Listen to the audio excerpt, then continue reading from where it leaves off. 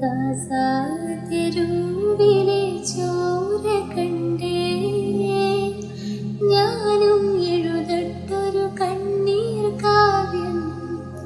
പിഞ്ചോമന മക്കളെ ചോരക്കായി ദാഹിച്ചലയുന്ന ചെന്നായി കൂട്ടം മരിച്ചത് ഞാനല്ല നീയാണ് മുസ്ലിമേ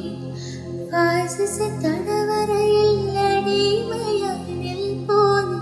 എന്ന് തീരും ഈ കണ്ണുനീരിൽ മോചനം നേടുകയേ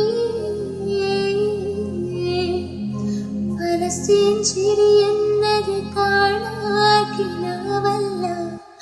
അറബി പൊന്നിളയും